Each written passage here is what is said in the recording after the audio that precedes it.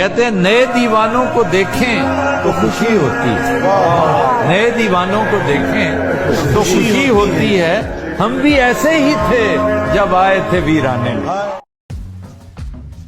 اکثر میرے خاموش اندھیروں کے افق پر، اکثر میرے خاموش اندھیروں کے افق پر تا دیر چمکتی رہی آواز تمہاری۔